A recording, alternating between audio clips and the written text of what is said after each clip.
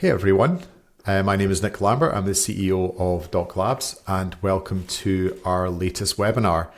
We've got a really interesting one for this evening. We're going to be speaking to FIDO's Exec Director and CEO, Andrew Shikiar, where Andrew's going to be talking a little bit, and we're going to be asking him about FIDO's vision for Passkeys, digital identity, and AI agents. All of those things are starting to hit us just now. So, Andrew, thank you very much for joining us. Nick, thanks for having me. It's great to talk with you as always. Fantastic. Like I was saying, just for some context, FIDO obviously become very well known for shepherding, passkeys through engaging with large tech companies, browser companies, and really making those tools very easy to use. And I think pretty much everyone that's online these days will be familiar and hopefully using passkeys, because clearly passwords are not the answer. But we're moving into a world where verifiable credentials, digital wallets, they're being driven a lot more by different standards. With ISO regards mobile driver's licenses, we have eIDAS 2 in Europe, a regulation driving citizen identity and business identity there using that technology. And then over and above all that, we have AI agents coming at us head on. And so we're trying to work with all of those different scenarios, and we're trying to figure out how do we manage all these different these things that are coming towards us. So Andrew, thank you for coming on. It'd be great as we dig in if you could give an introduction both to yourself and a little bit of an insight into FIDO. Yeah, absolutely. So, thanks again for having me. It's been really great to watch Doc Labs grow, and I think what you're doing in this space is really well timed, as you mentioned, as digital credentials come more and more to the fore. FIDO Alliance, for those who don't know, is an open industry body. We've been around for, around 13, 14 years now. Our mission since day one has been to reduce reliance on passwords, in favor of simpler, stronger sign-ins. Most notably, of course, we've introduced passkeys to the world. And passkeys were introduced around 5 years ago as a concept and as a technology, as a new way of implementing the FIDO protocols, and have seen very rapid uptake. We estimate over 5 billion passkeys are in use today, and it's growing. And consumer awareness is off the charts. Consumers, around 85 to 90% of consumers are aware of passkeys as a technology for sign-in. So I've been incredibly pleased with that progress. And we're at a very interesting inflection point right now, as the industry and the world at large grapples with newer technologies. So digital credentials, agentic AI, of course, agentic commerce. These are all things that fundamentally need to tie back to a verified human. And this is one reason why FIDO has actually expanded our remit to look at how we can help unlock the digital credentials market, and also how we can help address secure agentic authentication and secure agentic transactions. Fantastic. Yeah, great context there, Andrew. And as we start to dive into these questions, I should point out as well the kind of format for today's session. So Andrew and I will be going back and forth over some questions that we prepared that we think are going to be really interesting and hopefully will be informative to the audience. If you're listening on Riverside, you also have the opportunity to ask Andrew any questions. These will be collated by Francisco, who's waiting in the wings to pose these questions to Andrew at the end of the episode. So please do feel free to jump in, and also let us know where you're listening from as well. That's always good for us to see. So thanks again for joining us. So Andrew, kind of starting to dig in a little bit more. We've talked about passkeys, and they certainly seem to have been successful by most measurements. What made those succeed in your view, and that's not the first technology that's tried to improve upon passwords. What do you think has made Passkeys the success it clearly is. Yeah. So let's talk first about what are passkeys and how does this all work, right? So, passkeys are an implementation of FIDO 2 protocols. So FIDO 2 is two components, the client-to authenticator protocol and WebAuthn. FIDO have been working on these protocols for close to a decade, and they all rely on privacy-preserving, user-friendly asymmetric public key cryptography. So basically, we're replacing a shared secret model, a what you know model, with a what you have model, where there's a cryptographic key pair. The public key resides on the server with the relying party, and the private key resides on the user's device.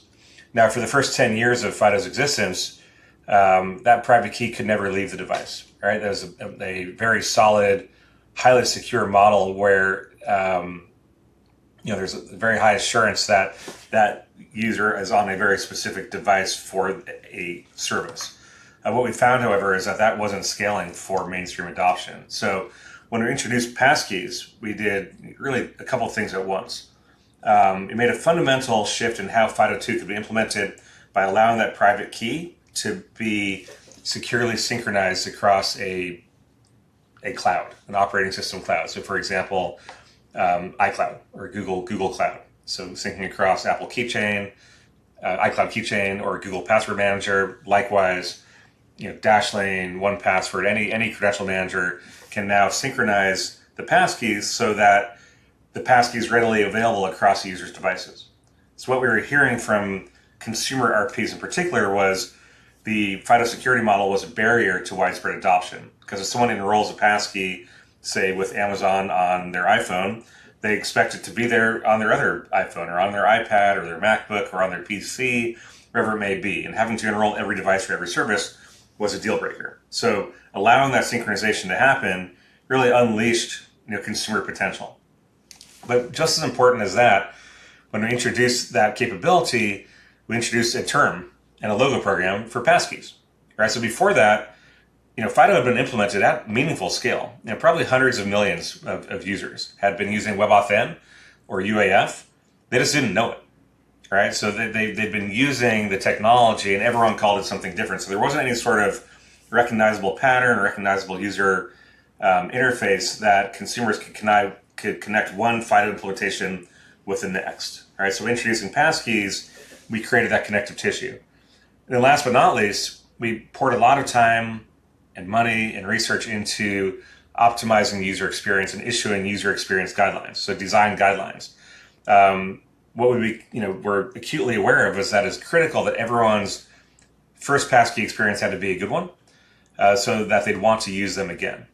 And so by issuing design guidelines, basically a cookbook for how to roll out passkeys, we did a couple of things. One, we helped relying parties with their learning curve. Right? There's a lot of kind of pitfalls, especially when you're first introducing passkeys, on the best way to introduce them to consumers. Right? So we had kind of data-driven guidance on this that they could follow to make it easier for them, but also you start seeing very common, repeatable user journeys to build up confidence and awareness and comfort and actually desire for consumers to use passkeys. So I think that's a very long answer to your very short question, which is what set passkeys apart? So yes, we knew as an industry for decades that passwords were a problem. It wasn't until FIDO Alliance came around that we actually had a very serious approach for addressing that problem. And I think that the depth and the imperative of the password problem is what led to FIDO's success, what led to us truly unifying the industry at large. If you think about who's involved with FIDO Alliance, you have all the major platforms, major chipset vendors, all the major payment networks, top banks, governments, identity vendors, biometric vendors, all working together in concert to tackle this problem, because the problem is that profound that it demands that sort of unified approach to solving it. So it's the unified approach to solving it, getting FIDO built into the platforms through the work we did with W3C and WebAuthn, and then ultimately using that foundation to introduce passkeys. That's the combination that needed to be in place for a true password replacement to come to the fore, as we've done with passkeys. And thanks for that detailed answer, Andrew. I think as well, it probably speaks a lot to having the requirement of a neutral party that can bring all those other like different organizations together, listen to user feedback, improve that, work with vendors who are trying to implement these technologies. All of that stuff would require a neutral organization to really shepherd it all through. And obviously that's where FIDO came into that. In simple terms, what does a passkey prove and what does it not prove? Yeah, it proves that a user who's registered an account is holding the device, so they're the ones signing in. So it verifies the sign-in of a registered account. It doesn't necessarily prove identity, right? And so typically there's an identity binding element that happens on top of the passkey, something that's done by the relying party, done with often leveraging vendor tools and platforms to help make that happen. But it gives very high, confidence to the relying party that the person signing in is who they say they are. And then this move now into kind of verifiable credentials, maybe you could explain when I say move, what I actually mean by that would be great. But also, I kind of think sometimes myself about passkeys as somewhat binary. It's kind of like access or no. And then I think about verifiable credentials as that with context. Yeah. Is that a good way to think about it, or am I missing the mark there? Yeah, I think that's a good way of thinking about it. Going back to what I started with, talking about FIDO's mission. Our mission has been simpler, stronger authentication.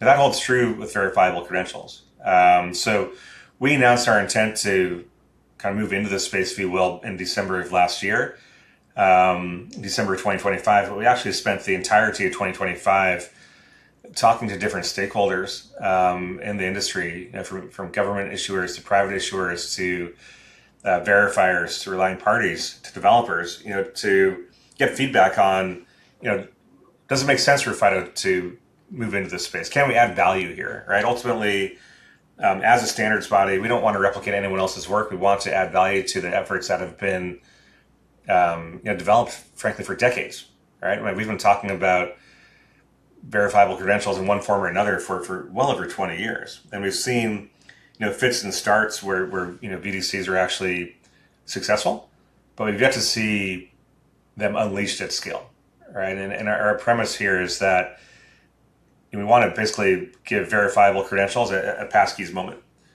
which is, work with the pre-existing foundational protocols, but complement them with a certification program, with go-to-market program, with consumer awareness, branding, things like that really helped unlock FIDO with Passkeys. We want to see the same thing happen with verifiable credentials. So that's how we're looking at it, is that it extends our mission to look more broadly at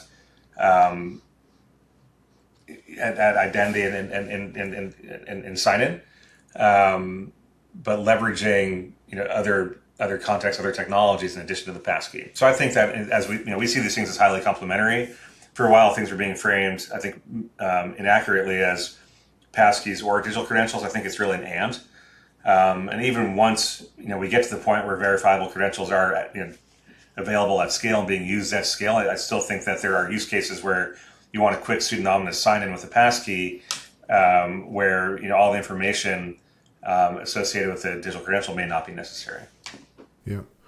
Yeah, it's great. I mean, I think really kind of driving adoption is definitely needed by everyone. I think there seems to be a groundswell towards them. Like I said, in the kind of context setting at the start, both from kind of regulation and different use cases. MDL is going to use a form of that with MDoc, and that seems to be gaining popularity in America and Australia and some other parts of the world. We obviously have eIDAS 2 coming into force in Europe in December this year. We'll start to see both citizen credentials coming out from member states and also for organizations as well. So there does seem to be a tailwind, if you like, for this industry. So it seems to be a really great time for FIDO to get involved as well. Are there any particular use cases, Andrew, that catch your imagination or that you think will be popular, given your background with Passkeys? Anything standing out to you? Look, I think eIDAS and EUDI, the digital wallet, is really driving a lot of this, and it's been a really great catalyzing force. I think the market needs to determine the use cases. and for the market to determine the use cases, the market needs to really be, unlocked. And again, that's what we're aiming to do. Our core deliverable, just so I'm clear with everybody, what we're aiming to do here is not create specifications. What we're really aiming to do is our core deliverable will be a certification program and a wallet certification program. And so we are, working to create kind of a baseline wallet profile that will cover a couple of things. It'll look at security, privacy, and interoperability. And it's meant to be fully aligned with the eIDAS, AMBA requirements, and others, like in similar vein. We feel like having a certification anchor will enable interoperability, and we'll start getting different parts of the value chain, the ecosystem, aligned from a technical standpoint, ultimately from a business standpoint as well. So what we'll be looking to do is, ensure that a wallet correctly implements credential formats and presentation protocols from ISO, from OIDF, from IETF, and other groups, so that an issuer or relying party can trust that a credential can be stored, managed, consumed in the way it's supposed to be, irrespective of the wallet where it resides. So I think that's, this wallet profile is super important as kind of an anchor to an ecosystem.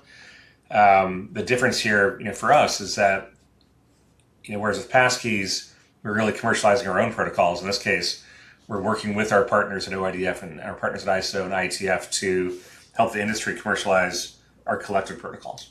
Yeah, I think as well, I mean, it makes sense because just because there's a standard or a best practice about doing something, it really doesn't make sure it's followed. And I think, like you say, giving the confidence, particularly early in the process, Andrew, whether it's about wallets or something else within the infrastructure, giving people that confidence or giving companies that confidence that they're working with vendors that know what they're doing, are aware of the standards, are absolutely key to driving adoption. So, definitely be a key part of your remit in there, it sounds like.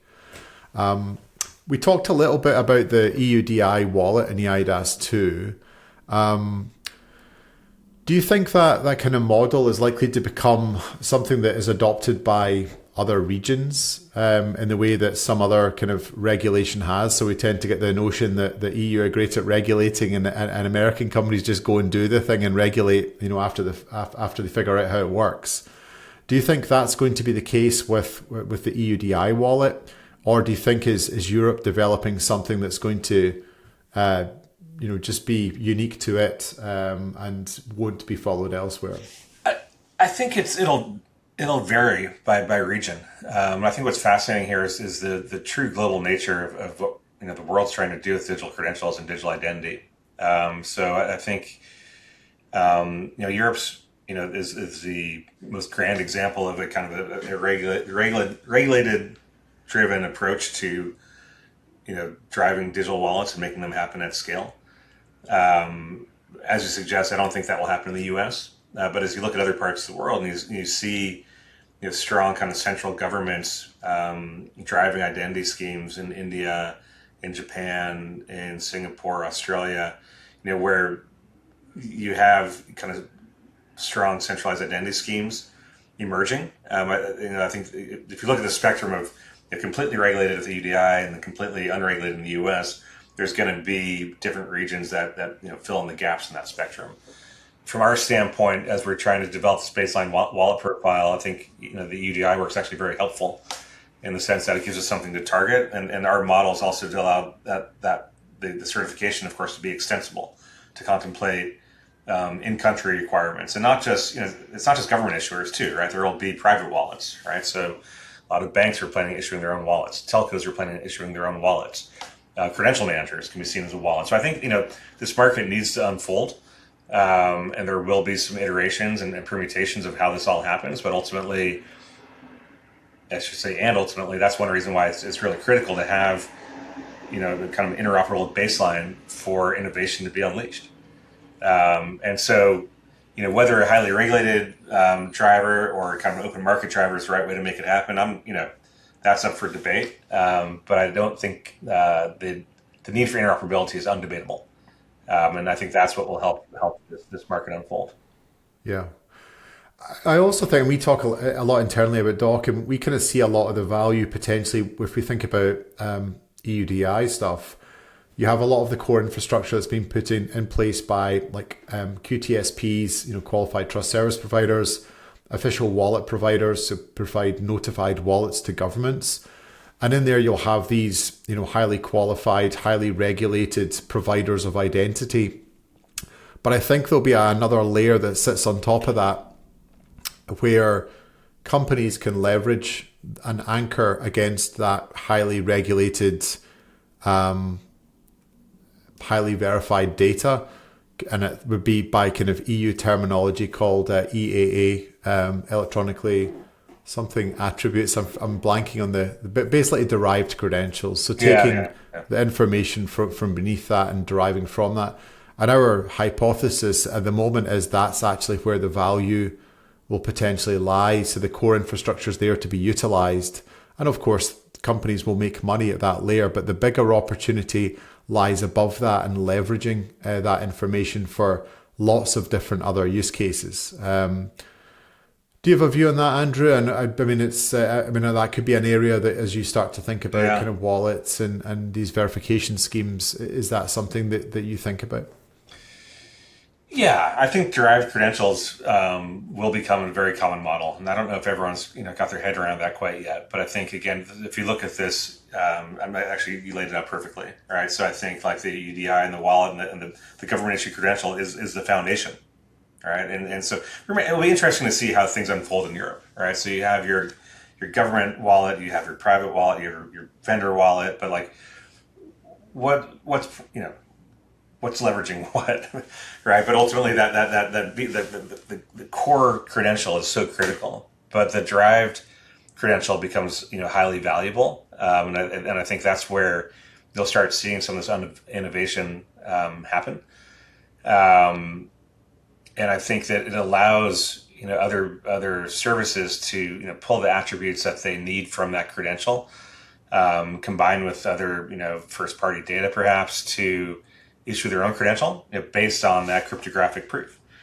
And that's really valuable because it allows these identity-based services to be delivered in a high assurance way without having to reprove the identity from scratch each time. And of course, this ties back to the need for interoperability, right? And in fact, in this derived credential world, interoperability becomes super critical. An organization can only build on top of the PID if the wallets are implementing the same profile the same way. They need to understand that there needs to be the same formats, the same presentation protocols, the same reliability, the same trust, the same privacy models. Like, these are all things that rely on certification, and that's again one reason why we're very focused on helping deliver this for the industry. Yeah, very good. Shifting gears a little bit, Andrew, into AI agents. You obviously can't really have a technology discussion without talking about agents. We went 24 minutes without saying AI. I know. That's pretty impressive. That was impressive. Yes, that might be right. Yeah, pat ourselves on the back for that.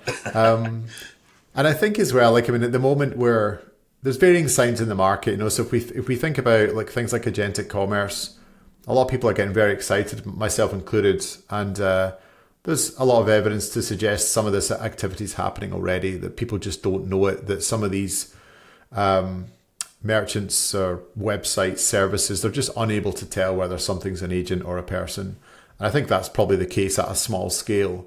And I think what we're seeing probably mostly though is agents at this point in time being used for discovery.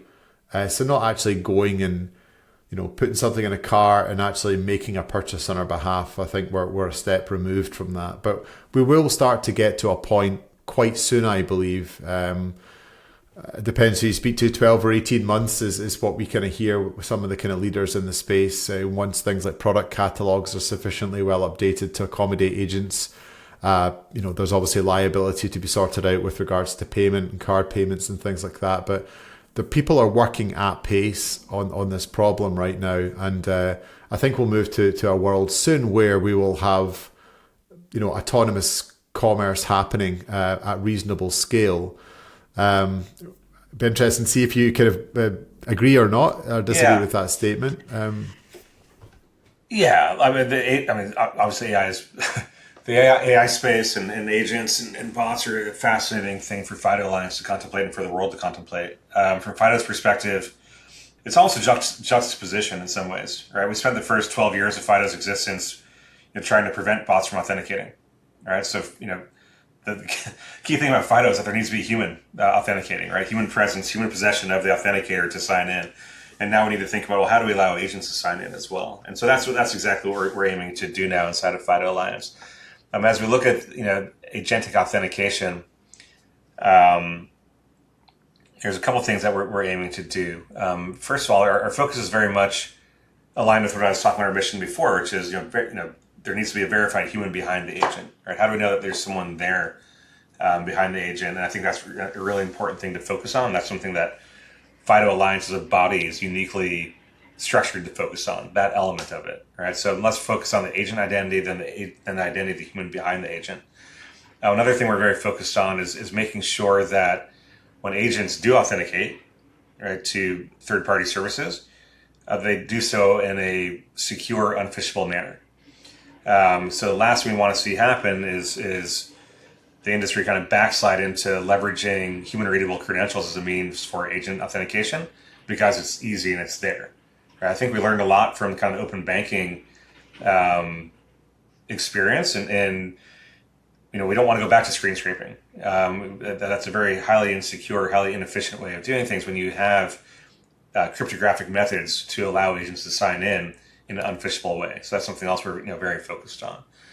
And the third thing is how are we looking at agentic commerce, right? How can we prove and trust that an agent is authorized to do transactions in a secure and trusted and auditable manner?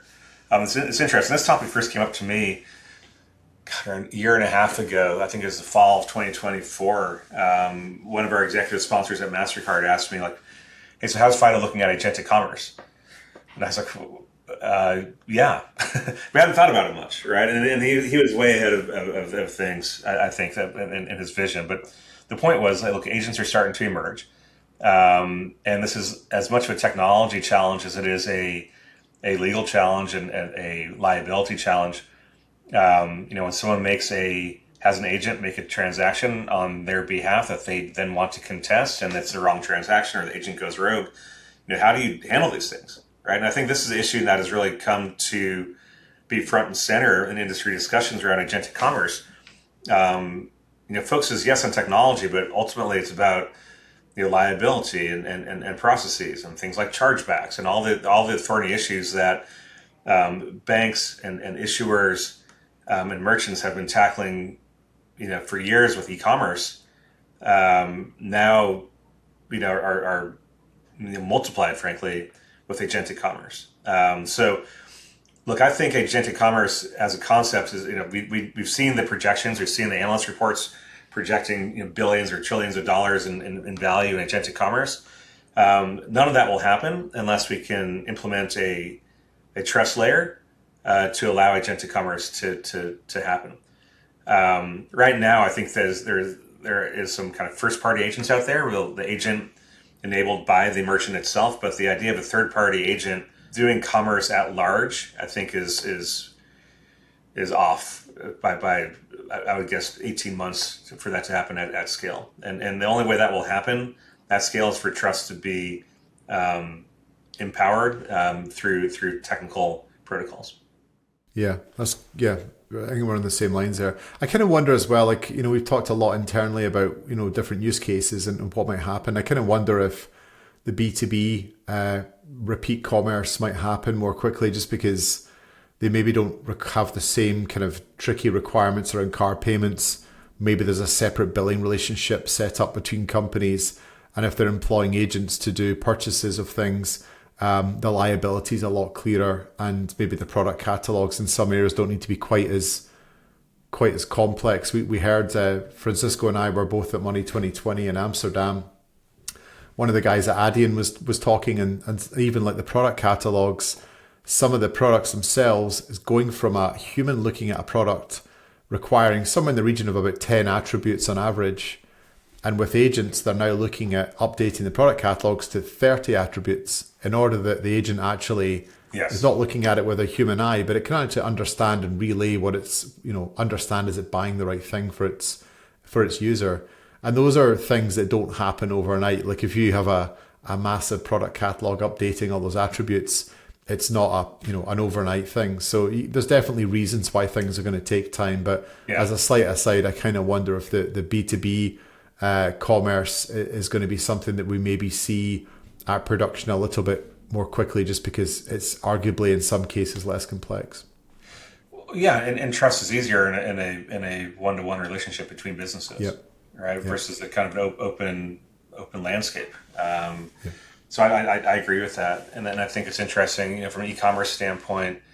I think a lot of merchants are, A, wary of agents doing transactions, and B, will probably start with a kind of a walled garden, kind of parallel shop, if you will. It's a parallel store where agents can more safely transact. But that's not, these are baby steps, and we need to take baby steps. It's an interesting, situation, Nick, I think, because everything is happening at agentic pace and agentic scale, which means fast and crazy and breaking things. But at the same time, we need to slow down and agree upon some primitives that will allow agentic commerce to actually move at agentic scale. So I think that's where we're focused as an alliance. So we also announced work we're doing in the agentic space. I referenced this earlier in agentic authentication and agentic commerce. OpenAI joined FIDO Alliance to help drive this. We have the AI leads at Google and Amazon and Meta, and a lot of our members all very involved in this, and the payment networks all very involved in this effort to make sure that we can create a standardized layer, and a standardized approach for some foundational aspects that need to be put in place for agentic commerce to happen in a trusted, scalable manner. Yeah. And I think that's one of the things about FIDO that's interesting, is because you have so many of those major players, you've got the right people from the right companies in the room as well. I think it makes it far more likely to achieve a common idea of how to move forward because of that. Whereas maybe other organizations that don't have that influence might find that more tricky. I think you hit on something really important there, which is the right people from the right companies, right? So I think one thing that does make FIDO unique is that aspect, right? The people who are involved in FIDO Alliance these are the people on the front lines of their companies, right? So no one's involved with FIDO as a lab experiment or an R&D project. This is all, I take pride in the fact that I think we're a very commercially focused standards organization. So the people who are working on the passkey work from Apple and Google and Microsoft are the ones who are literally, in charge of that, that interface and the sign-in process for those platforms, right? So that helps the cycle of innovation happen very quickly, right? So we will hear about a challenge, we'll hear about a problem, and the people who are helping address that problem in the standards effort inside of FIDO are the ones who are also implementing that front end. Or that service, at the platforms and the services that are touching billions of users worldwide. So it is having having the people who are so intimately involved with these technologies at these, very critical, massive companies is truly an asset inside of FIDO Alliance. Definitely. In terms of what merchants even or services, what do you think is the baseline, Andrew, of what they need to know before they can trust an agent? What are the types of things that they would need to have, I guess? And then an extension to that question is agents, are they, in FIDO's mind, are they representing, are they borrowing credentials from their user and pretending to be them, or are they working independently? How do you guys see that just now? I know it's still early in that process, but what are your kind of deep thoughts there? So I think, the online services, again, I think this all comes back to trust. Right, we're trying to create a trust layer, a continuous framework of trust, if you will, where it all needs to start with a verified human identity. You need to verify the user intent and authorization, and then phishing-resistant authentication. Tying this all together. So the service shouldn't need to trust the agent as itself as much as the chain that connects with tissue, tying the agent back to an accountable person with clear evidence of what the person actually authorized or actually approved. So I think that's the service ultimately needs to know the person behind the agent. So I know there's some nuance in that too, right? So ultimately the agent will be the front end for the person, but we need to have a process in place to give confidence that there is a person, a verified person behind that agent, that the verified person did authorize things. So I think that's foundationally what we're aiming to do, especially in the commerce space. I forgot the second half of your question. I think that was most. I think the other part was really about do we need to differentiate largely between the agent and the person? Like when something's happening, can it just be a jumble of like, well, the agent's doing something, we don't know what it's doing, or you have the feeling that we need to differentiate between the user and the individual, albeit like you said, linking clearly a user to an agent. That's obviously key. But do we need to differentiate between the two as well? Do you think? Yeah, I'm not sure. I think that there should be visibility into both, but I think knowing the human behind the agent is probably more critical. Yep. But of course, if you're looking at your network traffic and looking at who's accessing your services, and you'll see there should be context awareness of this is an agent and this is a person.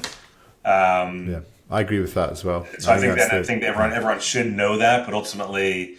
When the added context for the agent needs to include that there is a verified person behind that agent. And this goes into the adjacent topic of good bots versus bad bots, good agents versus bad agents, trusted agents versus untrusted agent. How do you know you can trust an agent? Well, because there's probably some sort of breadcrumbs or something tying back to the fact that there's a verified person behind that. Yeah. Yeah, and I think as well it helps with, like you talked a little bit earlier on, and I think it's about that kind of audit trail part as well.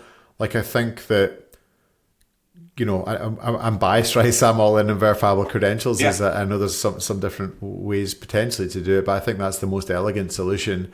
And I think as we start to think about liability, which is something will need to be managed, credentials, whether it's tying an individual to an agent, and then also the passing of the authority from the individual to the agent, and then also the buyer intent, what was the agent asked to do. And I think having those as audit trails and then knowing whether the agent or the individual executed on those and having them differentiated really helps the kind of liability question. So if something goes wrong after the fact and we get into the murky world of chargebacks and poring over what happened, it becomes much more trivial to actually understand what happened because there's a tamper-proof audit trail already in place.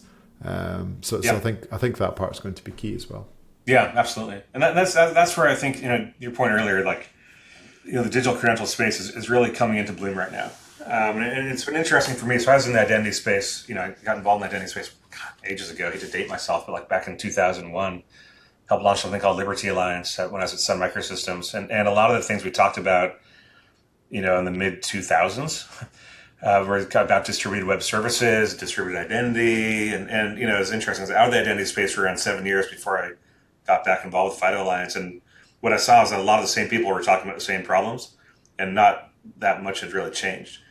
But I think a couple of things have happened in the intervening years, over the past dozen years or so. COVID happened, which changed the need for remote authentication, and everyone went digital quite quickly. Digital transformation accelerated, necessitating things like higher levels of authentication and the need for stronger authentication and verification. Secondly, you see things like the eIDAS and the activities in Europe really helping catalyze an industry and drive global awareness of this. But also you have the added imperative of AI and the new threats that are emerging. And the threats necessitate defenses and also kind of proactive actions that people can take to put better identity foundations in place to make sure that people are people, and that they can be trusted and they can securely transact and securely communicate, and all these things are happening at once, which really demands digital credentials happening at scale. Yeah, I definitely agree with that. And I think like what we've been speaking about, Andrew, and there's like kind of there's been a kind of dearth of protocols thrown at this problem, and arguably way too many, as every company tries to kind of shape, I guess, put their own kind of flavor on things and then also trying to influence the space. One that seems to be sticking out a little bit more is AP2, Yeah. which kind of really was, I think, kind of incubated inside Google. And then they brought a number of other companies on board. Actually, just this week, a kind of shameless plug. Doc has made sure we've integrated those kind of ideas into Truvera, our own platform. But I also know that AP2 is something that's been actually kind of donated into FIDO by Google, and I should also mention MasterCard. They were foundational in bringing that about as well. Could you explain a little bit more about maybe kind of AP2 and verifiable intent, and what does it mean to be donated to? Yeah. So even before we get there, I should talk about the fact that FIDO actually has a very active payments working group, right? So even before this contribution, we launched a payments working group at the beginning of 2026 or 2025. At some point over the past year, 2025, middle of 2025, we launched a payments working group, which quickly became the most active working group inside of FIDO Alliance. And so inside of FIDO Alliance, we have the major payment networks, we have the major banks, we have major merchants, and so we're already looking at ways that payment passkeys to be used for payments, and how do we do payment authentication, things like that, complementary to our partners at EMVCo for kind of non-card based payments and things off the EMVCo rails. And so we had a very active foundation, and then beginning of this year, Google came to FIDO Alliance and said, look, we're interested in, and we have a lot of momentum behind AP2, and there's really good, strong, open community behind this, but ultimately, we think that this would benefit from the stewardship of an open body like FIDO Alliance. We want to contribute AP2 into FIDO Alliance. And then MasterCard, whose verifiable intent was built to be complementary to AP2, followed suit and said, well, look, let's really double down on this. Let's make FIDO the place where the industry can work together to advance these very important initiatives. So that's how this all came to pass. AP2, for what it is, AP2 is the agent payments protocol. It's originally built to allow agents to securely initiate and complete payments on behalf of a user using cryptographic mandates to provide the evidence that we're talking about who authorized that payment and what are some guidelines and restrictions around that authorization. Verifiable intent, or VI, is complementary and actually creates the record or the audit trail, if you will, of what the user approved the agent to do. And so collectively, they're meant to solve the core problem that we've talked about in agentic commerce. Once an agent can search and assess and kind of buy on a user's behalf, the merchant or bank can no longer assume that the person is present. How do they have confidence that the person who authorized this did indeed authorize it? So these are the two pieces to that puzzle. And we feel great that they were contributed into FIDO Alliance. I think this is a really strong testament to FIDO as an organization, that these massive companies entrust these very critical initiatives to be now in our stewardship and not their own. And these things have been officially and formally transferred into FIDO Alliance as a body. Yeah. Yeah, and it definitely does speak of a lot of trust there. I guess as well from their perspective, like they obviously spent time developing that IP. And I guess in some cases, if they didn't donate it, it probably would disqualify it from being used elsewhere by some of the competitors. So I guess in doing that, they are giving something away, but at the same time, it's probably the best chance they have of something like that being adopted more broadly. And I kind of wonder, is it a logical conclusion there, Andrew, that that's kind of something that would be, all things going well, turn into a standard? Is that the right way to think about it? Yep. Yeah, absolutely. And I think that's exactly what they're doing, right? So these are both open source projects, right? And so FIDO, for those of you in the weeds and the standards weeds, know that FIDO is not an open source community historically, and we're a member-driven standards organization where you need to be a member to contribute to our specifications. And this was kind of a new model for us, and it's a more open model that we're happy to embrace here. But these contributions from those companies were done to make them standards, and we are standardizing these now in our agentic authentication working group and our agentic payments technical working group as well. Ultimately, when I think about standards in general, I see standards as kind of an active collective commoditization, right? Which is basically saying there's a layer of technology that doesn't really have competitive advantage to us alone, and it's better for us to all agree that this is kind of the value line that we're all going to implement on top of, right? And so, what Google and MasterCard are essentially doing is saying, well, let's create this value line together as an industry, and then we'll implement and compete on top of that, and that's what we'll do now, right? So that work is now evolving inside of FIDO Alliance. The GitHub repos that were established persist for both AP2 and Verifiable Intent, and we will keep them open for public review of the files, the issues, the PRs, and we also intend to let the public create and comment on the issues. So that's consistent with how they operated in the past. But members inside of the FIDO Alliance can actually then create and comment and establish new PRs and new issues. We're really excited to take on this work and also take on this kind of new form of work. Being a little bit more transparent and open than we have been in the past, and able to, in order to really work with this community. And it's important to note, you talked about your integration with Truvera. A lot of companies had integrated and have integrated with AP2 and Verifiable Intent. Over 60 organizations, I think, were part of AP2 before this contribution. So that really is a nice expansion of the broader kind of FIDO ecosystem that already exists in this, this agentic payment space. Yeah, and I think as well, like from our point of view as a kind of small technology provider as well, it kind of felt to us a bit like back a few years ago when you're deciding what kind of standards body you're backing, whether it's W3C or something else. It kind of felt like one of those types of moments for us with, agentic credentials, because there is, like I said, so many different protocols out there. That the industry is going to gravitate towards, one or two, and it's like you're trying to back the right horse as well. So it's, I think the fact that it's been gifted into an organization like FIDO that has the kind of buy-in, like we said, from the right companies and the right players inside those companies, it felt like as comfortable a bet as you're ever going to get in this type of environment. So it's going to be really interesting to see how those things shake out. Do you think, Andrew, there's a risk as well, before just kind of moving into audience questions, a bit more from a high level view, do you think there's a risk of the industry moving too quickly? I mean, I see that this week, I think that there's a lot of open letters that get pushed around the AI industry between the White House and the different companies. And it looks almost like some of those companies, the kind of tier one companies, are almost trying to tell the government to slow it down because commercially they can't.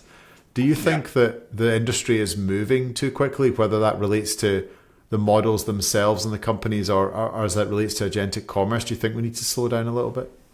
I don't think we can force companies to slow down, right? I mean, these companies, these massive, the hyperscalers and the massive AI platforms, that they have their own, pressures and needs to innovate and keep moving. And, there's going to be announcement after announcement about agentic commerce and, agentic partnerships. And, some of that has kind of slowed down a little bit. But I think we'll continue to see that pace of, at least at the kind of press release level, that pace of intent to make things happen. And I think we'll continue to see things innovate, right? The models continue to update, to improve, to upgrade. And there's no way of slowing that down. I don't think it's natural to slow that down. What we can do, though, is slow down how we look at things and identify, like I think you talked about different layers. There are different layers in the stack. As I said earlier, we need to allow agentic companies to continue to move at agentic pace. But there is a layer further down that looks at some what I'll call kind of authentication primitives, where I think we can slow things down and agree upon some primitives that will help the higher layers move at the same pace, but in a more secure, consistent, and standardized way. And that again is kind of one of the fundamental tenets of standards in general, which is, what is this layer where you can agree upon, that everyone isn't valuable enough for people to compete upon, where you can kind of commoditize that technology, commoditize that layer, and allow for competitive implementation on top of that at whatever pace companies need to move. And I think ultimately, look, I'm a big believer in free markets. I think that the market will give feedback on if someone's moving too quickly, or if someone moves too quickly and gets burned or something blows up. I mean, I don't want that to happen, but there will be ramifications, meaningful business ramifications. So I think the market will sort out the right pace to move at. Yeah, I agree with that. Okay, thank you for that, Andrew. So moving into audience questions now, we have Alina. Alina is wondering, or she's curious if you're seeing the organizations that work with FIDO shifting their strategies around identity. So I guess as they come into the FIDO ecosystem, do you see their strategies change? And if so, what needs and priorities do you see changing? Yeah, I think it's a great question. So thanks, Alina. I think it's broadening, right? So everyone inside of FIDO, like our focus for the first 12 years of our existence was sign-in, right? User authentication and sign-in with passkeys. And I think that as you look at identity more broadly, you need to look at the identity lifecycle more broadly, from account onboarding, creation, to sign-in, to recovery. And we focused on sign-in for the first decade or so because that was such a weak spot, right? And the credential attacks were so common, phishing attacks were so common. They continue to be common, but passkeys have largely stopped that attack. So now a lot of attackers, and our focus is moving to the first step in the value chain, if you will, which is account creation and the human behind that, right? There's two ways of securing that. One is looking at how do you do better remote identity verification, and how do you thwart things like deepfakes and all the kind of AI-driven attacks there, which is a whole separate conversation we could talk about, which we're not talking about today, but we are focused on that space. The other element there is like, well, how about a verifiable, cryptographic, proof of a credential? And so I think that's why we're looking at digital credentials, and I think that the organizations inside of FIDO Alliance are also doing that, right? So contemplating digital credentials along with passkeys, and then from there understanding how either of those foundations can be used for agentic interactions. Oh, great answer. Thank you. Agni is asking, who do you think is responsible for providing an identity to the agent? Is it, in your view, Andrew, the user itself? Or do you think it's the platform or service that the user is using? Do they provide an identity for the user to create the agent? Can I answer yes? So a little bit of both, right? And I think the user needs. I think both will happen. A user providing their identity may or may not be sufficient for a relying party, for a third-party service. They'll want to see the platform back that up, right? There needs to be something that says, well, it's not just Andrew saying this is my agent. Andrew says this is my agent, but also, my provider, my platform, whoever it might be, my wallet is verifying that I did say this and that it is me behind the agent. So it's a little bit of both. Okay, very good. Last question we have from David is a long one. I'm trying to kind of parse that a little bit because I think it'll be confusing if I read the whole thing out. But I think ultimately David's question is, which is a reasonable one, is a wallet in some sense is a kind of privacy enforcer. So you have notified wallet providers, I think in the EU, that have kind of regulated credentials, and the governments of the EU or the EU Commission is making it very certain that the wallet must work a certain way. But then you have other smaller vendors where they're working with potentially these derived credentials that we spoke about, Andrew, within Europe. So they're not necessarily official wallets of an EU member state, but they potentially are have some level of compatibility or interoperability with the member state eIDAS 2 credentials. Ultimately, what would be the role of a smaller wallet provider within, let's say, a FIDO certification program there? Because I think that the question from David is concerns that if the wallet is enforcing kind of privacy at some level. Is it only the case that the large wallet providers would be something that become accredited, or do we think that there's a real benefit for the small wallet providers to go through some kind of accreditation service? That's a great question, and one I think we'll need to see, come back to over time as things evolve. But our belief is that one of the benefits of having a wallet certification program is that any wallet provider can actually get certified, right? And our hope is that a FIDO certified wallet becomes a requirement, and so that by having your wallet certified, this would be kind of a feather in your cap, if you will, as you're looking to push your wallet out to different service providers or platforms, people who want to basically license or leverage your wallet. Yep. So that's part of the goal here, is to have this be have the certification program be referenced either by regulation or in RFPs, and we've seen the same thing bear out with our user authentication activity. And we have over, I think, 1,500 FIDO certified products. Most RFPs now for like user authentication start with you must be FIDO certified. We're also seeing this in our IDB certification, where the Central Bank of Peru, the Central Bank of Vietnam, is requiring vendors who do remote IDV to be FIDO IDV certified. So yep. Our belief is that certification will actually unlock this market for the smaller vendors who can meet our requirements.